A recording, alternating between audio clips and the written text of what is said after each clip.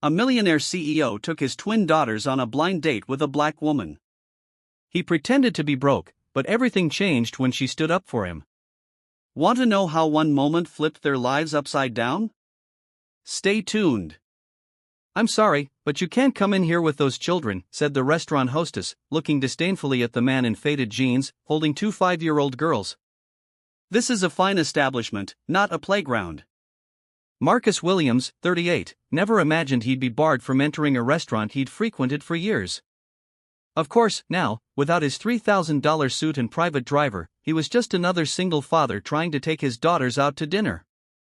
"I have a reservation," he replied calmly, adjusting Sophia on his left arm while Emma held his free hand. Table for 4 under the name Williams. The woman frowned, clearly annoyed. "Sir, I need you to understand that our customers expect a proper environment. Perhaps you'd be better off looking for a more family-friendly place." Marcus smiled in a way that made the receptionist feel inexplicably uncomfortable. It was the kind of smile powerful people used when they knew something you didn't. "Can you check the reservation, please?" That's when she appeared. Kesha Thompson walked across the parking lot, checking the address on her cell phone for the third time. A 32-year-old criminal lawyer, she'd reluctantly agreed to this blind date, pressured by her best friend, who insisted she needed to get out more and meet people. With 2 kids, she'd asked when she received the profile photo. "Seriously, Michelle, a broke single dad is exactly what I need in my life right now." But there she was, watching a black man being clearly discriminated against at the entrance of one of the most expensive restaurants in town. And something inside her boiled over. What happened next will leave you speechless. Keep watching to see how Kesha changed everything, on Black Voices. "Excuse me," Kesha said, approaching with steady steps. "Is there a problem here?" The hostess turned quickly, assessing the elegant dress and confident posture of the newcomer. "Oh, you must be his date." "I was explaining that it would be better to find a more appropriate place for children." "Appropriate?" Kesha raised an eyebrow. "You mean a place where black families feel welcome?" The silence that followed was deafening. Marcus watched, fascinated, as this woman he barely knew decided to fight a battle that wasn't even hers. "I didn't say that," the receptionist stammered. "You didn't have to," Kesha replied, taking her cell phone out of her pocket. "You know I'm a lawyer, right? And that establishments like this can lose their license for discrimination." It was at that moment that Marcus realized something extraordinary. Kesha wasn't defending a rich man in disguise. She was defending a black father with 2 daughters, period. She didn't know about his fortune, his company, anything. And yet, she had chosen to stand by him. "You know what?" Marcus said, picking up the girls. "My date is right. Let's find a place where we're actually welcome." Kesha looked at him, surprised by the calmness in his voice. There was something in those eyes she couldn't quite place. It was as if he was seeing the whole situation from a completely different perspective. "Do you know a good place for kids?" he asked, smiling in a way that made her heart skip a beat. "I know the perfect place," Kesha replied. "And you can be sure we'll be treated like people there." As they walked across the parking lot, Marcus watched Kesha chatting animatedly with Sophia and Emma, who had already fallen in love with the lawyer lady who had defended their dad. What Kesha didn't know was that she had just passed the most important test of her life. And what Marcus didn't realize was that this woman was about to turn his world upside down in a way that all the money in the world couldn't buy. If you're enjoying this story of how a man decided to test people's true character, don't forget to subscribe to Black Voices, because what happened next will leave you speechless.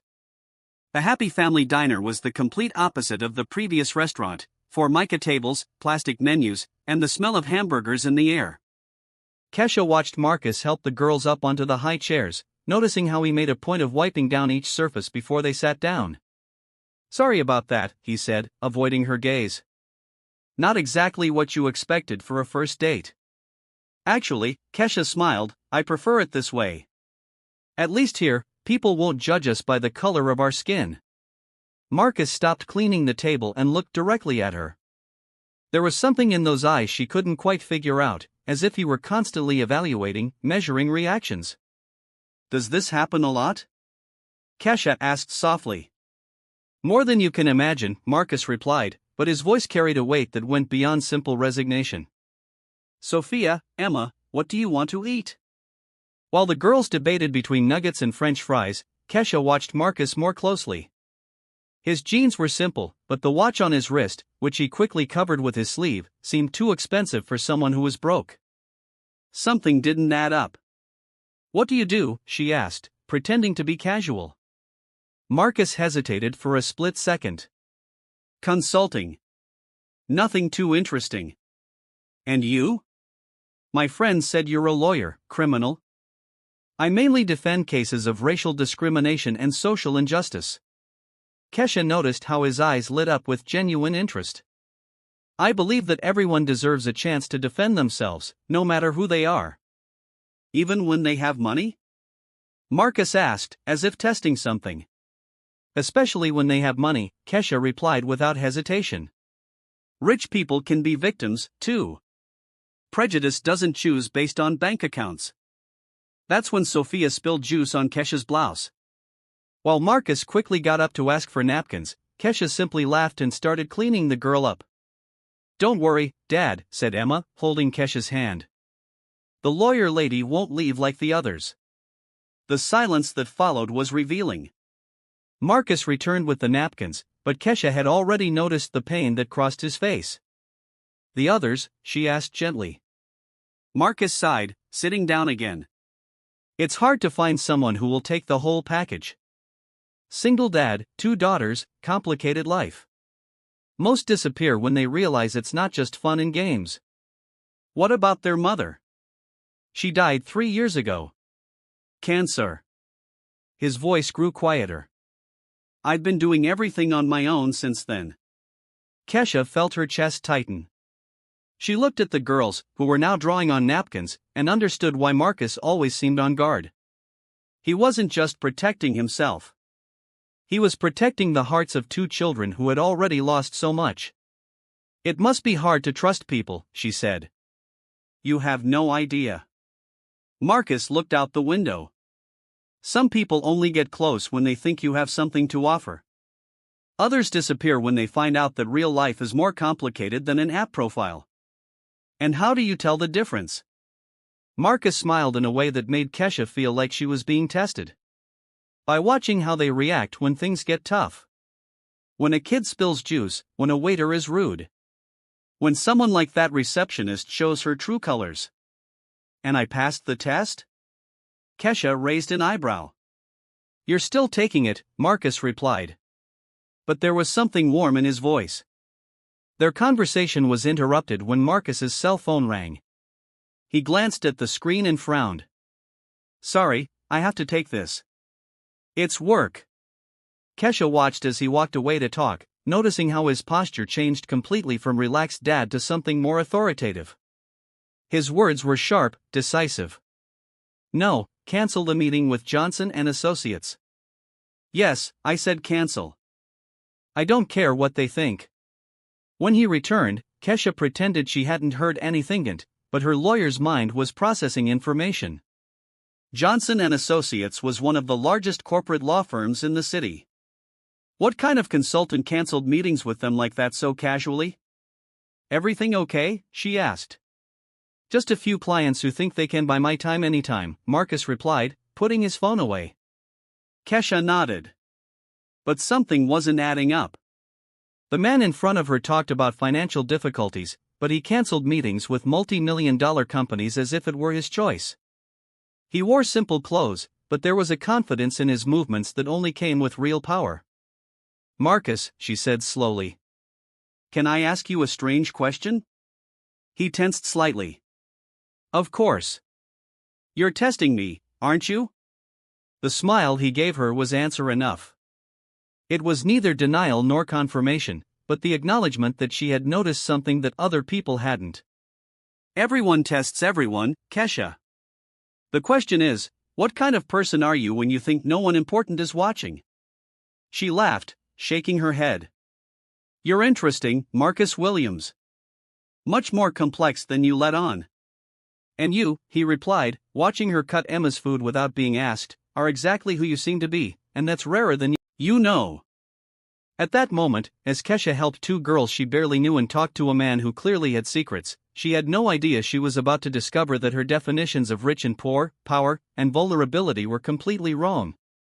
Every new humiliation Marcus had faced over the years only strengthened something inside him that his oppressors couldn't see, a quiet determination to find genuine people in a world full of masks. And Kesha was about to discover that she had passed the most important test of her life. 3 weeks had passed since that first meeting, and Marcus felt something he hadn't felt in years, genuine hope. Kesha had agreed to see him again, and more importantly, she had begun to become a natural part of the girls' lives without forcing anything. But Marcus still hadn't revealed who he really was, and for a very specific reason. "Daddy, why don't you tell Aunt Kesha about your real job?" Sophia asked as he helped her with her homework in the modest apartment he had rented specifically to keep up the charade. "Because first I need to make sure she likes us the way we are now, Princess," Marcus replied, carefully storing his real documents in a hidden safe. What Kesha didn't know was that every one of their dates was being meticulously documented, not out of obsession, but out of necessity.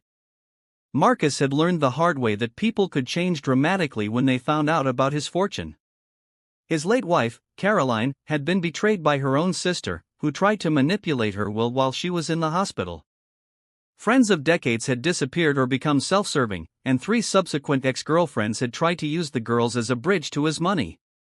So Marcus had developed a system: discreetly record public encounters, document genuine reactions, and maintain a false persona long enough to get to know a person's true character.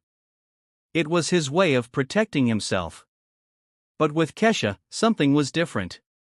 And it both thrilled and terrified him. "Marcus, are you okay?" Kesha asked, noticing his distraction as they walked through the park with the girls. "You seem preoccupied." "Just thinking about work," he lied, watching as she automatically caught Emma's hand when the little girl stumbled. "Do you want to talk about it?" "Sometimes it helps to talk." Marcus almost laughed at the irony.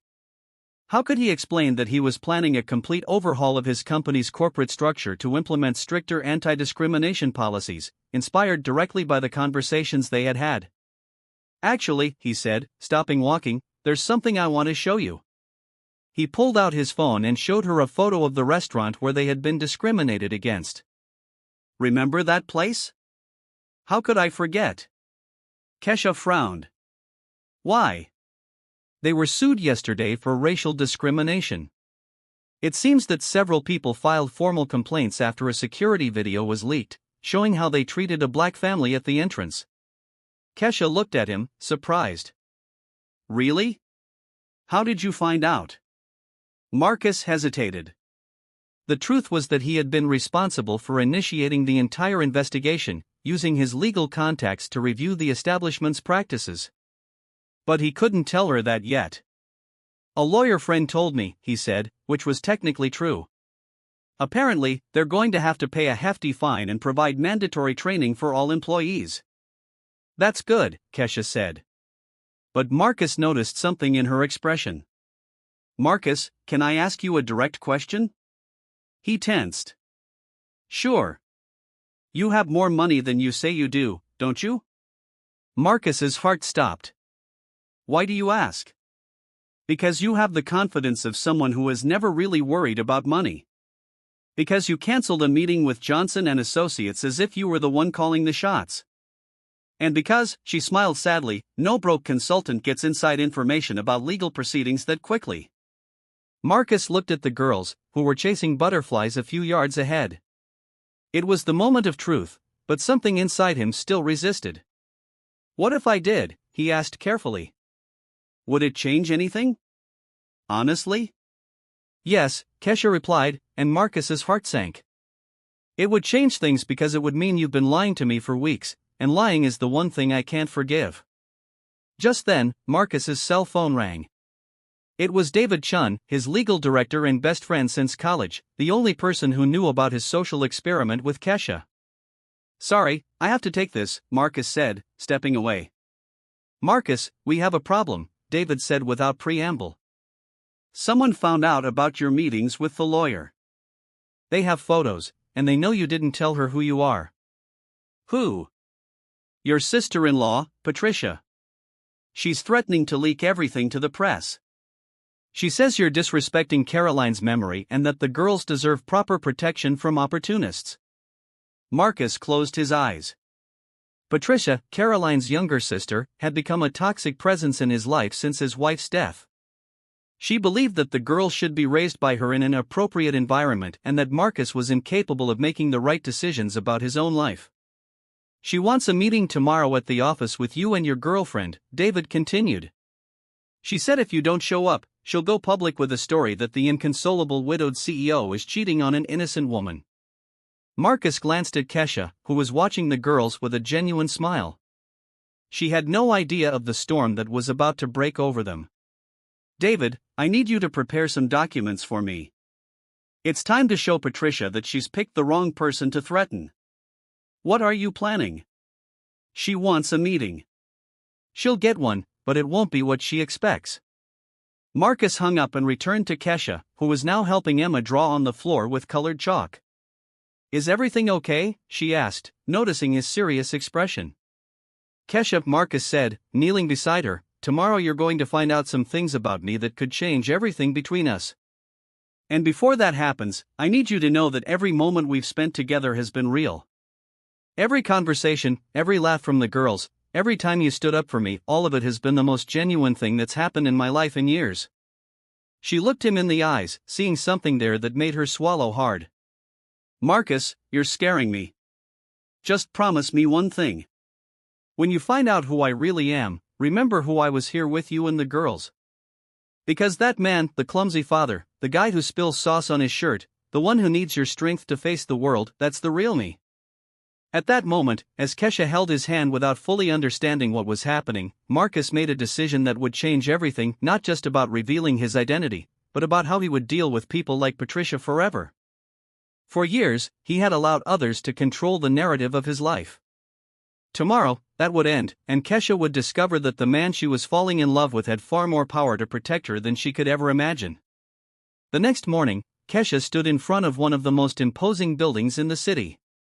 The Westwood Corporate Center was 40 stories of glass and steel, with a company name engraved in gold letters at the main entrance. Are you sure this is the place? She asked the doorman, showing him the address Marcus had sent her. 38th Executive Suite, the man replied, pressing the elevator button. Miss, you're on Mr. Westwood's guest list. Kesha's stomach churned. Mr. Westwood? The company had Marcus's last name, but that didn't mean, did it? The elevator doors opened into a luxurious reception area. Sophia and Emma were sitting in leather armchairs, drawing in expensive coloring books. When they saw Kesha, they ran to hug her. Aunt Kesha. Daddy said you were coming to see our special office today, Emma shouted, holding her hand. Special office? Kesha asked. But before she could process the answer, a blonde woman in her 40s approached with firm steps. You must be the famous girlfriend, Patricia Sterling said with a venomous smile. I'm Patricia, Marcus's sister-in-law, sister of the late Caroline. Kesha felt the hostility immediately. Nice to meet you. Oh, I'm sure you are, Patricia laughed coldly, especially considering you have no idea who you're really dating. That was when the double mahogany doors swung open. Marcus appeared, but this time, there was nothing modest about his appearance: impeccable suit, authoritative posture, and behind him, two people who were clearly lawyers carrying briefcases. Kesha, Marcus said, his voice echoing differently in that environment, thank you for coming. Marcus, what's going on? Kesha looked around, finally connecting the dots. This is his office. Actually, said Patricia, crossing her arms, this is the family business. Marcus is the president and CEO of Westwood Enterprises. It's worth about $200 million, a detail he forgot to mention during his romantic adventures. The silence that followed was deafening. Kesha looked at Marcus, searching his eyes for denial. She found none. Is it true? She asked, her voice coming out lower than she intended. Marcus sighed. Yes, and there's a lot more you need to know. Patricia smiled triumphantly. I'll make this simple for you, sweetheart. Marcus here has a habit of testing women by pretending to be poor. You were just another guinea pig in his social experiments. And now that the game is over, it's time for you to go back to your normal life and leave a real family alone. Patricia, you've crossed the line, Marcus said, his voice taking on a tone Kesha had never heard before, authoritative, dangerous. I crossed the line? Patricia laughed. You're exposing your daughters to some stranger just because she was nice to you. Caroline must be turning in her grave. That was the last straw. Marcus turned to David Chun, who had remained silent until then. David, can you begin? David opened one of the folders and took out a stack of documents. Miss Sterling, 3 years ago, after your sister's death, you began a systematic campaign to question Marcus's ability as a father and as the company's administrator. Patricia paled slightly. I was protecting my family. In fact, David continued, you were trying to obtain custody of the girls and control of the company. We have recordings of your conversations with various lawyers, discussing strategies to prove Marcus's mental instability. David activated a tape recorder. Patricia's voice echoed through the room, he's clearly depressed. 2 small children, a company to run. It's only a matter of time before he makes a serious mistake. When that happens, I'll be ready. That's been taken out of context, Patricia protested. We also have, David continued relentlessly, emails from you to the press, trying to sell information about Marcus's personal life, including photographs taken illegally of the girls at school. Marcus approached Patricia, who was now visibly shaking. You threatened to expose my relationship with Kesha as if it were something shameful. As if a black, intelligent, successful woman were unsuitable for my family. I didn't say that. We have recordings, Patricia. Your conversations with journalists, where you question Kesha's suitability for our social class, where you suggest she's only interested in the money. Kesha watched in shock. Marcus had systematically documented all of Patricia's attacks, not just to protect himself, but to protect anyone he chose to love. And now, Marcus continued, we come to the most interesting part. David pulled out another set of documents. Miss Sterling, we have discovered that you have been illegally accessing company bank accounts, using passwords you obtained from Marcus's personal computer. Over the past 2 years, you have embezzled approximately $500,000. Patricia staggered. That's a lie. We have the bank records. Transfers to an account in your name. Credit card bills showing expenditures inconsistent with your stated income. Marcus moved closer. You weren't protecting the family, Patricia. You were stealing from it. Patricia's mask of superiority finally fell. Tears of anger and despair welled up in her eyes. You can't do this to me. I'm family. Family doesn't blackmail. Family doesn't steal. And family definitely doesn't try to destroy innocent people's happiness out of pure prejudice. Marcus turned to Kesha, who was silently processing everything. Kesha, I know I lied about who I was, and I understand if that changes everything between us, but I want you to know that every moment we spent together was real. And all of this, he gestured to the documents, was to protect not only me and the girls, but you as well. Kesha looked at Patricia, who was now crying uncontrollably, then at Marcus, and finally at Sophia and Emma, who were watching everything without fully understanding, but knowing that Daddy was protecting someone they loved. You documented everything, Kesha said slowly. Every threat, every attempt at manipulation. I learned that against people like Patricia, you need irrefutable proof. David addressed Patricia one last time. Mrs. Sterling, you have 2 options. Sign these documents, agreeing to return the stolen money, accept a permanent restraining order, and quietly leave this family's life, or we take this to court, where everything will become public, including the criminal charges for embezzlement. Patricia signed the documents with trembling hands, her arrogance completely destroyed. When she left the room, she was a broken woman who had lost not only the money, but any chance of maintaining contact with her nieces. As the doors closed behind Patricia, a heavy silence fell over the room.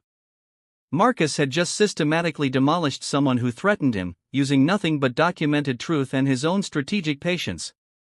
But the question hanging in the air was more complex than any legal victory. would it be possible to rebuild trust after so many secrets had been revealed at once?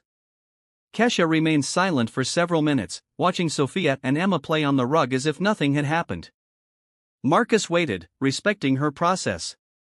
You tested me, she finally said, but you also protected yourself. And more importantly, you protected your daughters from people like Patricia. Marcus nodded.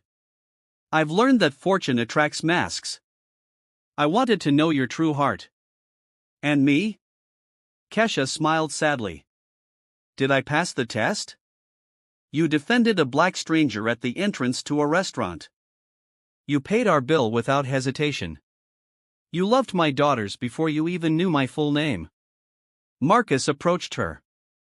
You didn't pass the test, Kesha. You completely redefined what I expected to find.